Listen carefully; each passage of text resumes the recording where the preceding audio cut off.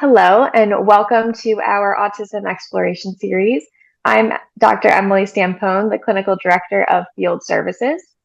At Verbal Beginnings, our mission is to change lives for our clients, families, and our professionals, and we do that through our pledge of care, our promise to you, to provide effective treatment through compassionate care.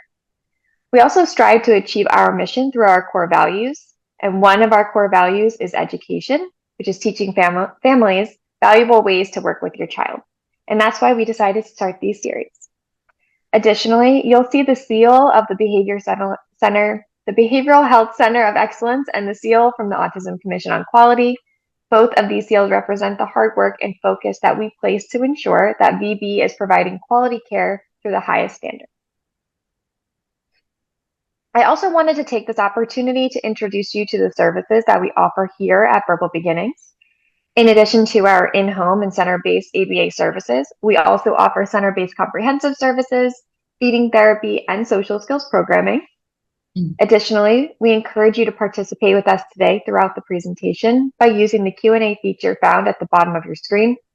We also offer closed captioning during this recording, which you can access by navigating to the bottom of your Zoom screen and click the closed captioning button on the bottom of the screen.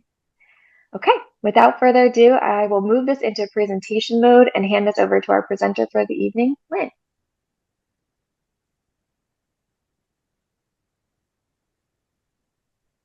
Good evening. I'm Lynn Brennan. I'm your occupational therapist here at Verbal Beginnings. We are currently only in our center-based programs, but also consulting with our field BCBAs as well. I've been a pediatric therapist for 23 years, almost 24, working almost exclusively with children with autism, but also other diagnoses, working in various settings, early intervention, school-based, inpatient rehab settings, and now I'm here at Verbal Beginnings. I've had my Bachelor's of Science degree in kinesiology, where I started off this wonderful career path that moved into a master's in OT.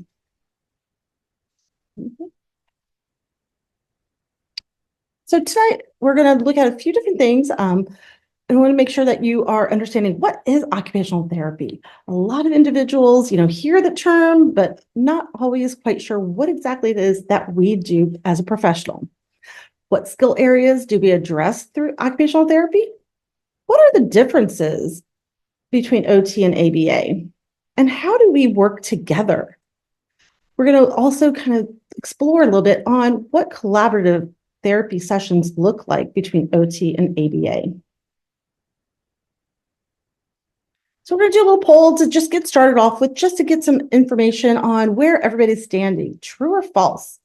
I understand what occupational therapy is and how will it help my child?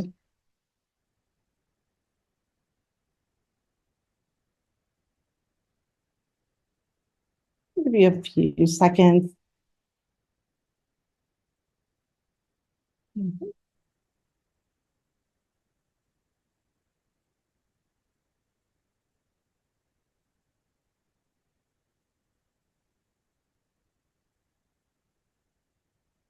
All right, so it looks like we have about 64% that are in understanding and they know how OT is going to help them and help their child. And some aren't so sure what it is or how it's going to help your child. We see that at 36%. So that's good that you're here. We're going to go through this. And as things come up, feel free to use that Q&A section to pop in any questions or comments that we can address. So kind of starting off the bat, what is occupational therapy? So here's this nice big definition. I'm not going to read it verbatim, but really what we want to take away from it is we, as occupational therapists, we look at our clients and we look at clients from all across the age brackets, from newborns all the way until death and dying. Obviously here at Verbal Beginnings, we're looking at our pediatric population, especially in our centers, 18 months to 6 years. And children on the autism spectrum. We want to make sure that our children are able to master and be able to function within their lives to their fullest extent. One of my favorite term phrases that one of my professors long, long ago said was, we are the masters of the mundane. And that really is kind of true. We look at everyday life situations and play, whether it's play, dressing, all these other things that we have to do that we kind of take for granted as adults. And we make sure that we can help our children make sure that they are able to do those things and truly live their life to the fullest.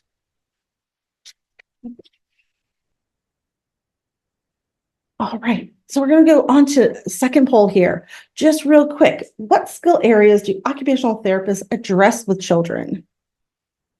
Go take a look and see what you think.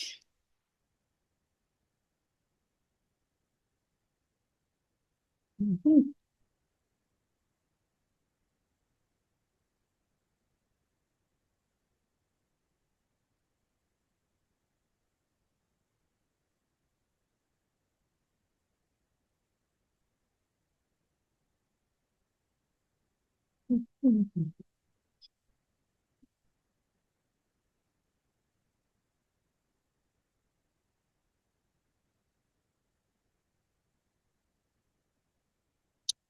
All right.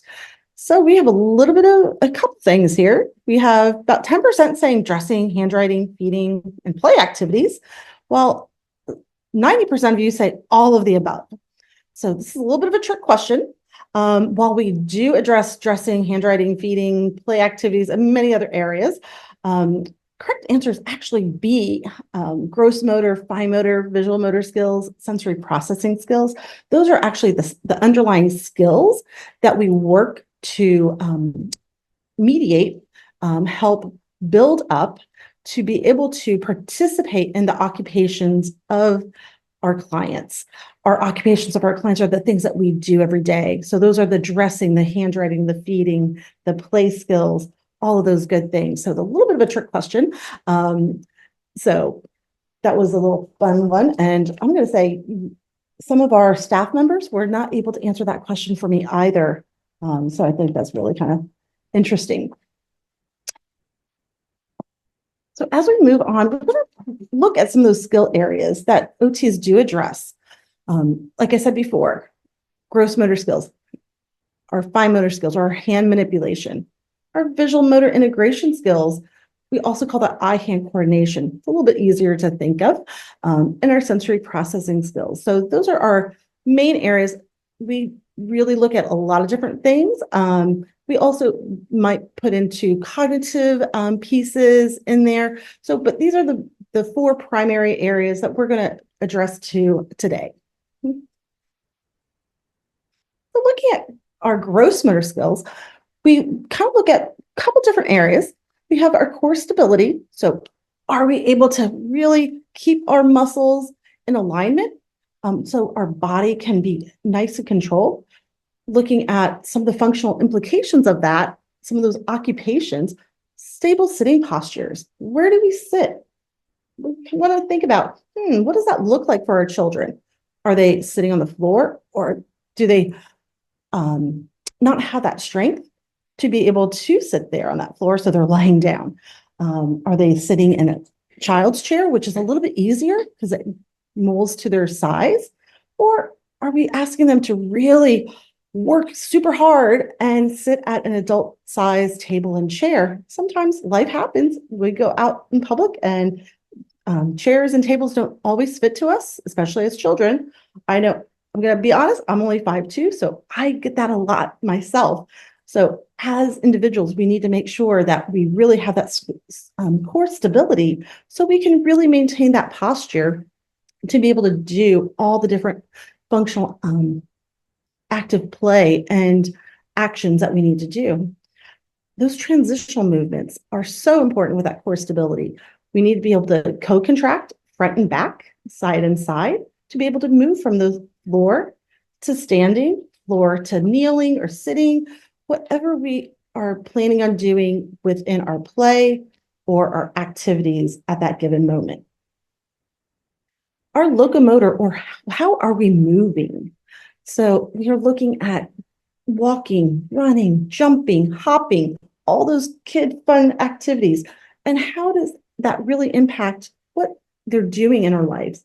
We're looking at outdoor play, recreational activities, gymnastics, martial arts, swim lessons. All of those areas are occupations for our children.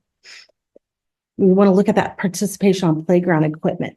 A lot of our children, they're moving, they're got that core stability fairly set, but are they actually moving up and down, swinging, all those different playground equipments that are unstable versus stable? We want to make sure that they are actually able to participate in a meaningful manner. And then object control. What are we doing with different items during play or as we go further into preparing for school, thinking about gym class? Are we throwing? Are we catching? Are we able to kick those balls?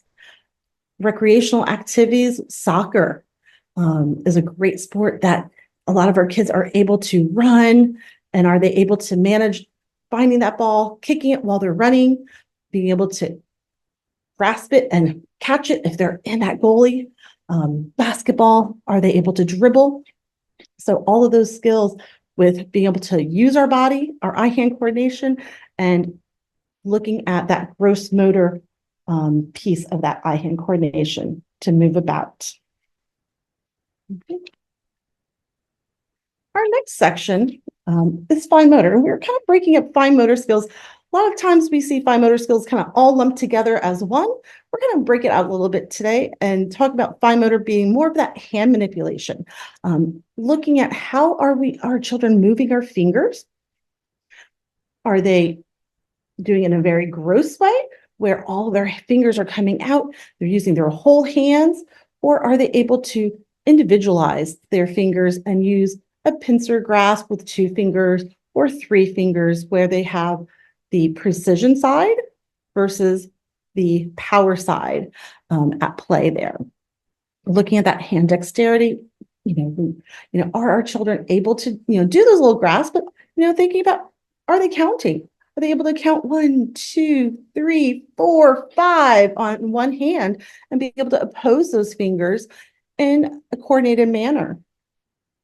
Do they have the strength to be able to manipulate different activities and different tools? Thinking about scissors. I know that's a scary thought for a lot of our parents to think about putting scissors in our children's hands. But do they have that strength? Because we need that strength to be able to close and open, not just our hands, but also that tool to be able to cut paper and participate in fun arts and crafts activities. Do they have the strength to squeeze a bottle of glue? Or thinking about at home or even at school, maybe a packet of ketchup. Are they able to squeeze to get that condiment that they really enjoy, that barbecue sauce, that ketchup, all those good things? Takes on that hand dexterity and that strength to be able to participate in life. And if we move forward, then we'll look at that visual motor integration system here. So when we think about visual motor integration, we think about eye-hand coordination and we think about meaningful play. It's not just, can we move our hands in a coordinated manner or with enough strength, but can we do it with good precision? So can we pick up that pencil or that crayon off the table? And what are we going to do with that? Are we just going to hold it? Or from an eye-hand coordination perspective, are we going to color in that picture with good control? Are we going to draw that square, that circle to make a cool picture? In this picture, we see a couple children with Play-Doh. So it certainly takes some of that hand dexterity and strength into play, but they're also using tools to roll out that Play-Doh, using stampers to stamp it out. So working it all together. And in this sense, we are also putting in that cognitive piece of understanding. Do we understand what to do with all of those different tools and what we're going to make with that?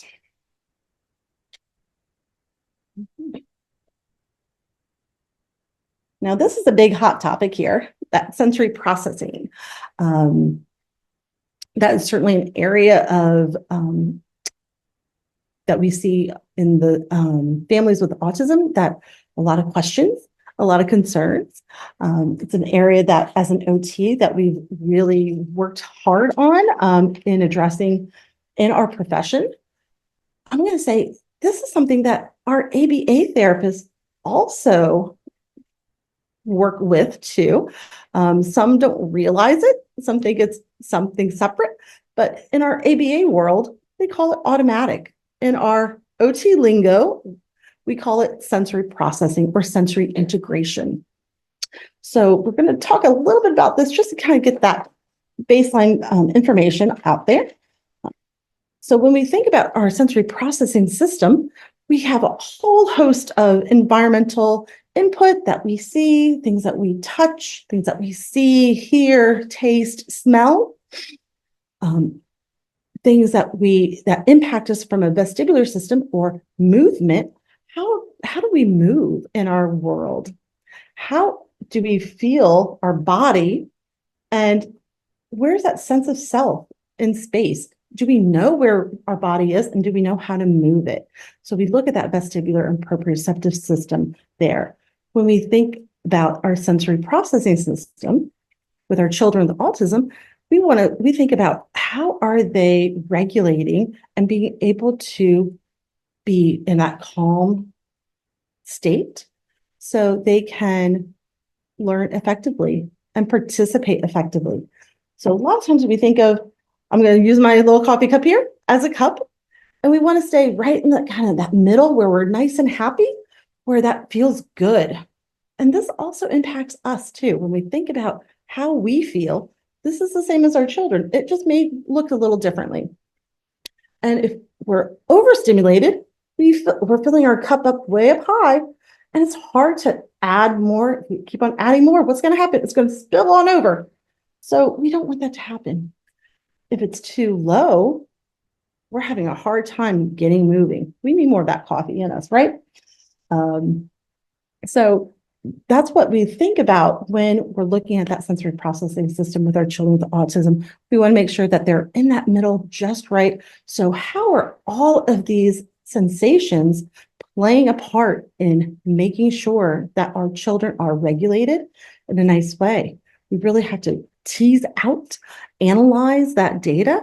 And yeah, I said data, just like our ABA folks, we as OTs look at that data. We look at how it's impacting them and what that output is. We kind of have to look at those observable measures, because we don't know what's inside their heads. A lot of our children can't tell us what's going on, what they're feeling, but we have to take a look at the environment and how they're responding to it. So we want to make sure that we're really honing in and working together with our staff here at Verbal Beginnings to make sure that we are getting the full picture and how we interact and how we manage that environment, whether it's other children, other staff members moving around, impacting the things that they see, that vestibular movement, people going past us, or the things that they hear. It really impacts their ability to participate. Okay. Wow. Poll number 3, true or false? Occupational therapy and ABA services are compatible with each other. What do you think? I'm hoping this is a give me. Mhm. Mhm.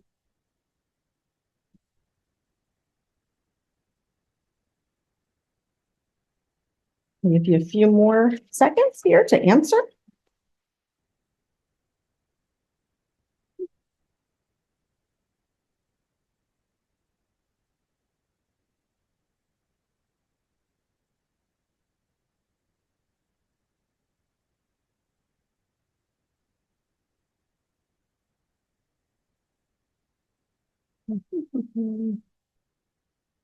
Let's see. True. Yay. I'm so glad I am here. So there is a reason for that. 85% of you say true, 15% say false.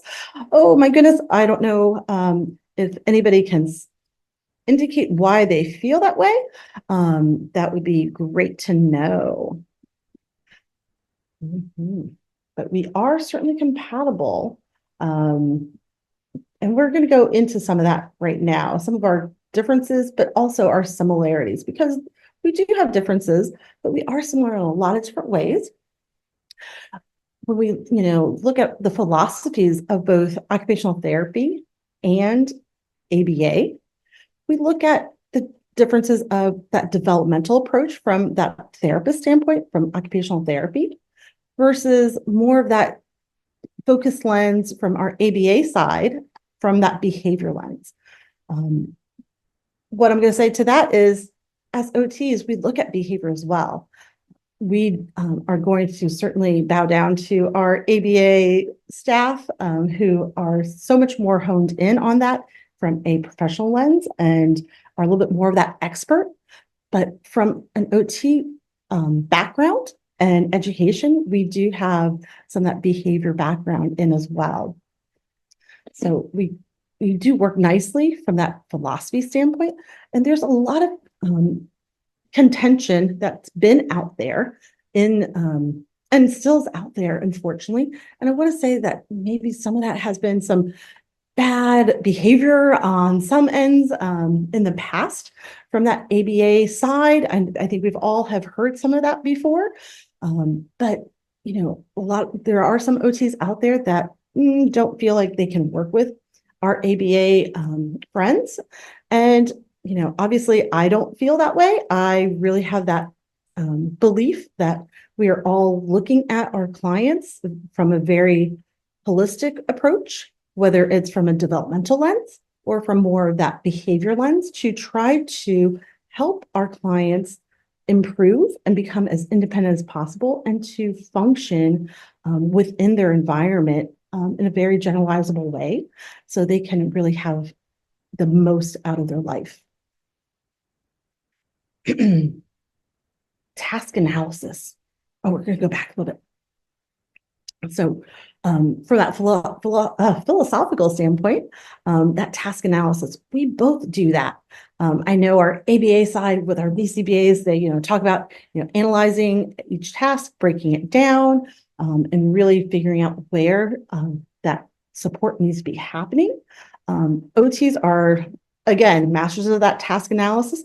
We might look at it a little bit differently, but we do it very much the same of looking at a whole task and breaking down each step. When we think, let's just take toothbrushing for an example. I know that comes up a lot with our clients, a lot of sensory sensitivities with our oral region. So, what does it take to brush our teeth? And, I take a look at that I first start off with from that sensory lens. Is that client even going to allow anything near their face? Sometimes our ABA side might not think of that specific, and that's where we kind of marry well together because they're thinking, okay, we need that toothbrush, we need the toothpaste, we need this water, and put it into our mouth. And what all areas do we need to brush before we rinse and spit? Yes, we want all of those steps too. But we want to make sure that from that sensory lens, that client is ready to receive that input. And are there some things that we can do to help that client prior to that? The other thing that I kind of look at that might be a little differently is looking at that hand dexterity and strength. Does that client have the strength for a small, regular, standard toothbrush, or do they need like a built-up handle? Are there some adaptive equipment pieces? Are we looking at soft bristle versus a standard bristle? Or maybe start with a sponge from that sensory lens of what will that client tolerate? So those are a few things that are similar, but also different. Target populations. OTs, we work with a diverse group of populations, not just children with autism. Again, from ages from newborn to end of life, as well as, whether it's somebody got hurt, they broke an arm, they might need a little bit of physical rehabilitation, versus developmental disabilities, where most of our BCBAs with ABA, they're working with children with autism or individuals with autism, or and sometimes other different developmental disabilities. But you don't typically see ABA with a broken arm or other populations that an OT might service. Methods and techniques. So what are some of those things that look a little differently? And I'm sure some of you out there, if you are already part of Verbal Beginnings or getting ABA services from elsewhere, getting OT services, whether it's here or in a private clinic, you probably can answer this already. That time requirement. OTs, we're generally looking at a much smaller time frame of what we're working with a client. A lot of times it might be only 1 to 2 times a week, 30 to 60 minutes a session. We're really working on a very specific skill set to really hone in on, but we also really look at collaborating and almost coaching our adults that are with us here at Verbal Beginnings. I do a lot of collaboration and coaching with our staff, our ABA techs, our BCBAs, to make sure that we're working together and they can take those same strategies and infuse those strategies within that client's daily routines. In a private clinic setting or a home-based setting, as I've consulted with some of our home-based BCBAs, they're taking those same techniques that we might consult with or work with a client, and they're infusing it there. The parents are also infusing these same strategies when the children are home as well. But we see our ABA friends taking, 30 to 40 hours per week is their service delivery. So that's a big, big difference there. Skills versus behaviors. So again, developmental skills. What are we working on as an OT? We're working on those fine motor skills, those gross motor skills, sensory processing, all that. We're looking at behaviors on the ABA side. So again, a couple different things. So, but we work well together. Treatment plans. We all do treatment plans. Just, and even, we think about teachers, they do treatment plans. They call it a little bit different, but OTs, our ABA staff members, we all have to have that treatment plan. Where's that client coming in? That's why we do our initial assessment as you start up. And as we're going, we're taking that data. Our ABA staff's taking data, OTs, we're taking data. We're making sure we're getting that good progress. And if we're not seeing that progress, why not? We're going to vote from both ends, from the behavior lens and that developmental lens. We're going to take a look and say, okay, something's not working right here. Let's change up that intervention. And let's see from here, from this phase line, moving forward, how is that going to impact in a positive or maybe not so positive way? Sometimes we don't always know.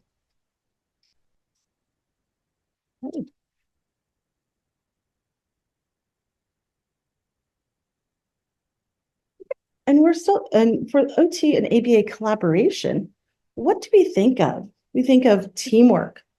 We want to support both the developmental skills and the behavior strategies that we are all working on. Our clients have a lot of needs. They're trying to work their hardest. Sometimes some of the behaviors that we might see, some of those problem behaviors might be from, we don't have the skill set from our developmental processes to be able to support doing certain activities. A lot of those problem behaviors might come from whether it's communication, which our speech friends come in for. It might be from a sensory processing lens. There's too much information coming into our bodies. We can't regulate it all. And we get upset. From a gross motor or a fine motor lens, if we're having trouble sitting or manipulating and managing materials, that's really hard and frustrating. All of that can be very exhausting. And what happens when we get that exhausted, frustrated state? a problem behavior may occur or just be very upset. OTs do provide those sensory strategies to support our ABA routines. We look at infusing those sensory strategies so our children can best regulate, or sometimes we have to help provide some of those strategies for our ABA staff when there is an unfortunate problem behavior to help with that de-escalation state. We never want to see that. We always want to be proactive, but sometimes that happens. We both work on ADL skills, activities of daily living. I think our ABA staff will just say daily living skills. Our OTs were infused with that ADL piece.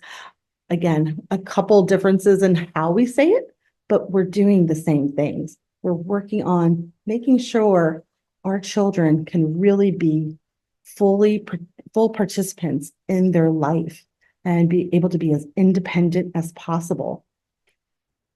We're enhancing that independence on both ends, and we're improving social skills on both ends.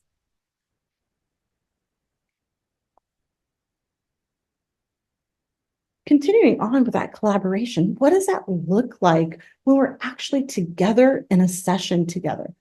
Here at Verbal Beginnings, we are doing co-treat sessions with OT and our ABA staff, as well as our speech, but we're not talking here about speech today.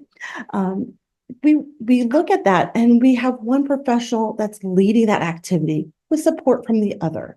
So an OT session, as the OT, I'm going to lead that session.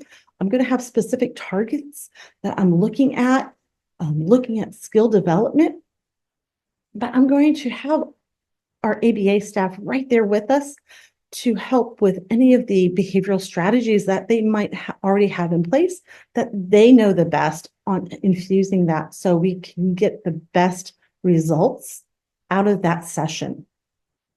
I'm also, as an OT, going to lean on my ABA staff members and ask them from that communication standpoint, because they are with these children more than I am, and they know their communication systems much better.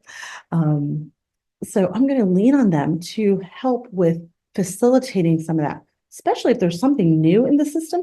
So some of our children have been getting new AAC devices, and there are so many different programs out there. It's hard for me as one individual to know multiple different ones, where our staff who are working with our children have a few different children that they might have an AAC device that might differ a little bit, but they are with them much more frequently to be able to support that. And that's going to help that child communicate much better in a way that's effective. And it's going to be a much more meaningful session together with that. We also want to look at seamless shifts in that professional lead. Sometimes, it's an OT session, but what's going to happen if there could be a problem behavior that arises, or that, communication breakdown? I'm going to lean on, and we're going to shift nicely together on having our ABA staff kind of take over that lead for that moment, because right now we're not so concerned about necessarily those fine motor skills or those gross motor skills. We're worried about that problem behavior and mitigating that so that way we can resume. Now, sometimes it might not have to happen that way if it's more of that regulation issue, and it's more from that sensory lens, but that's a nice time that we work together on managing that. I have so many ABA staff members that have been amazing here at all the different centers. So I'm so excited to work with the staff here, because they just really kind of jump in. And if they're not sure, they are asking me questions as well as I ask them questions, because we all are learning from each other to make the best for our children. Okay, I believe this is the last poll here. Question is, I have a better understanding now of how occupational therapy and ABA can work together to best meet my child's needs. True, false, or I still have some questions.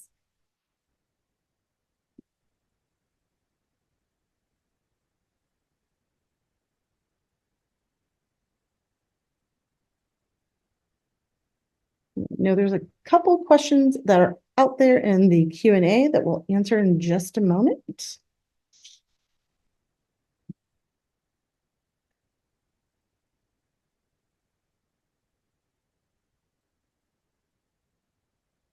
Mhm. Mhm. Great. It looks like 90% of you feel like you have a better understanding and how we're infusing OT and ABA together. 10% false. So nobody still has any more questions. So that's good. So, and that 10% false might be the question that's in our Q&A. So I did put a slide in here for some resources on that next slide there.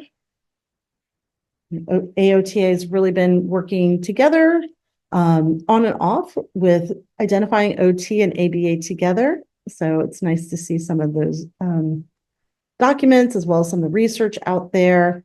And a lot does revolve around autism.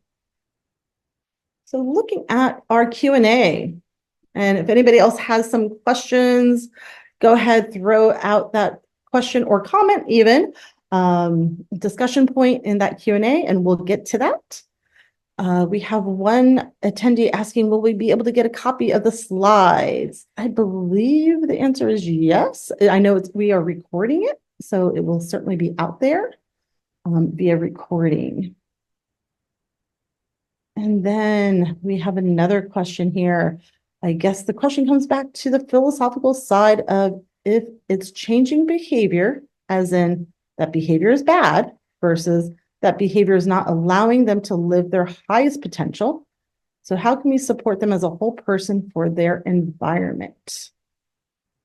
I'm going to try to take a gander here. So I'm going to say from my lens, behavior is never bad, especially in our young children. They are too young. And from a developmental lens, most of our children here are not at that cognitive stage where they are purposely doing things to quote unquote be bad.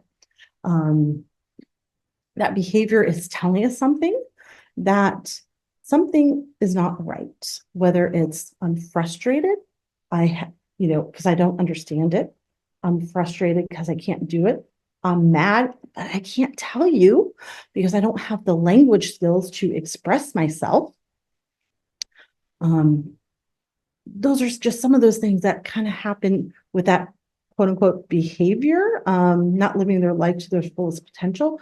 So that's why we're coming in here from that developmental lens as an OT and that ABA lens from that behavior standpoint, and working together to make sure that all their skill sets behaviorally, those behavior strategies, as well as from the developmental side, from motor side, from the sensory processing side, that they can put all that together and be able to move forward and live and function to their highest potential. I hope that answers your question. Next one is, where can we get a list of activities to support fine motor skills? Wow, that's a good question. I actually do have a whole packet of activities broken down by that sensory lens that looks at that. There's a lot of different websites out there, but if you just even Google fine motor skills, I know there's a lot out there. AOTA.org is our national organization that we do have a bunch of different handouts as well. I'm going to write that down and see if I can get something a little bit more specific out to you. And can you discuss how you work to improve motor planning of the child? Oh, that's a great one. I did not necessarily talk about motor planning specifically, so I'm glad you brought that up there. So motor planning is how do we sequence our movements? And motor planning, a lot of times people think of like gross motor, looking at how do we navigate the playground in a coordinated fashion. Sometimes motor planning is that really fine motor. how do we sequence our hands together to do multiple different actions for an activity. If we think about stringing beads, which is a common young early childhood activity, you put the bead on the string, then you have to move your hands, motor plan it to come on down. So that's part of that task analysis. We break down what is that activity that that child is having challenges with, and where is that coming from? So we might break down that activity and practice in a very sequenced fashion. Again, kind of sounds similar to ABA. And then how can we then slowly put it all together? Depending on the activity, motor planning, working with different materials than we typically would, might actually help. Sometimes it's difficult to, taking that our example of stringing beads, that string is wobbly, it moves a lot, it's not very sturdy, it's hard to manage. So why don't we get a pipe cleaner that's more sturdy, so it's a little easier, so we don't have to manage so many moving parts, so it's easier to manage step 1, step 2, step 3. I'm going to give another example of a different way besides that, on that motor planning piece. Without knowing exactly what you're talking about, it's kind of hard to be so specific. But sometimes our children have difficulty with sequencing, but they really understand that some of the rote pieces of either numbers, 1, 2, 3, 4, 5, or the alphabet, A, B, C, D, E, and going through that. And sometimes building in that as mirrored with the activity can help with, okay, I do step 1, 2, 3, 4 first, and they know step 1 is, grab the bead. Step 2 is put the bead on the string. Step 3 is switch hands and pull, would be step 4. So sometimes just doing some of those combinations of something that's rote with an activity that they're having a little bit more challenges with to help with that motor planning sequencing. Are there any other questions out there? We are doing good on time. It's 5:47. And it's been a pleasure being here tonight with you. I hope if you have any other questions, you feel free to reach out. And if anybody has anything in the meantime while I present this slide, I just want to put in front of all of our families who are here with us this evening that next month for our presentation for autism exploration will be on mealtime behavior challenges among children with autism, going beyond the picky eater. It's presented by our director of our Healthy Beginnings program, which is our feeding program, Ben Sarcia. And the change this one is it's June 10th. It's actually a Monday rather than a Tuesday. So just put that one on your calendar if this is something that would be of interest to you. I'm very, very grateful for you, Lynn, for presenting on this awesome topic this evening. Thank you so, so much. And thank you to all of our families who were able to take some time to hang out with us this evening and talk about the integration of OT and ABA. We have a couple of minutes here, so Lynn and I will stick on here for another minute or so for any other questions, but if not, we hope you have a great evening. Oh, I do see a couple more questions have popped up and comments. Go right ahead. Okay, I am looking for an ABA therapist. What are some questions that I should ask as I consider different places / therapists? Oh, that's a great one. So I'm not an ABA therapist, so I'm going to just start off with that. I don't know, Emily, if you want to take Yeah, no problem. So let me just pull up the question so I can make sure that I'm reading it too. I'm looking for an ABA therapist. What are some questions I should ask as I consider different places? Okay, so I think the first place to start would be figuring out, I don't have any background in terms of client age and needs and such, and that's a good thing for a webinar such as this because I don't want to answer anything super specific. But the things that I would think about when you're reaching out to API organizations is where services take place, what does their wait list look like at this time, what does their service delivery model look like? So what I mean by that is how often are your therapists available to work with my child? How often would I see the behavior analyst working with me? What is your timeline around assessing my child? Those are some questions just right out of the gate that you'll want to ask just so that you have a good idea of when services are even on the horizon for you, as some organizations have a bit longer of a wait list than others. I definitely encourage reaching out to several and really feeling out that piece of it and really getting a sense of the different types of service delivery that they offer. I know our intakes team specifically, and really that's the only one I can speak to at this point. But our intake team specifically at VB is really great about helping you find the right program for your child within our organization, whether that be center services, home-based services, feeding services, comprehensive services. They're really good at helping you sort of steer you in the right direction. And they're also really transparent about timelines around things. If they have staff available in the immediate future, if it's something that they don't have immediate availability for, they'll help you to kind of steer you in the right direction to look other places. So I always encourage families, if you're willing to start out with our intake team and chat with them and see the direction that they can help guide you in. Okay. And our last question is an ABA about behavior changing? That's a So, great question too. I'm willing to take that for you, Lynn, if you'd like.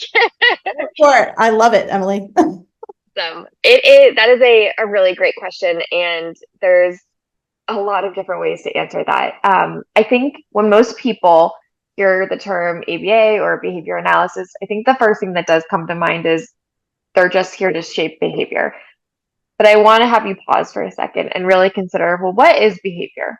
Behavior is pretty much everything we engage in. That's communication. Similar to what Lynn was talking about, that can look like daily living skills, some of your like pre-readiness skills in terms of like academics, so being able to sit in your seat, attend to a teacher, attend to your peers, so those social skills. That goes as far as listening to directions, to following directions, to giving directions. So ABA is, yes, it's a science that's focused on changing behavior, but behavior extends into so many different places. I could sit here and probably do an entire hour on just talking about the benefits of ABA, and maybe I will at some point in the future.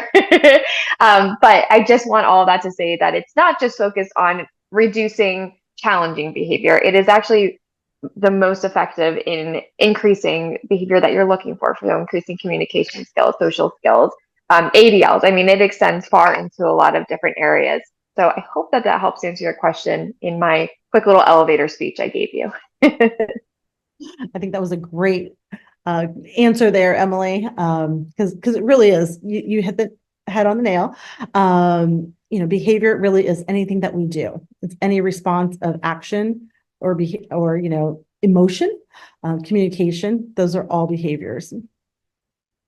Okay. And we do have one last comment, which is thank you. And I do thank you, everyone, for taking your time to come out here tonight with us and listen. And I really appreciate everything that our families do. And hopefully, if any of you are potential families, you'll be joining us soon. Thank you so much, Lynn. Have a great evening, everybody. Bye, everyone.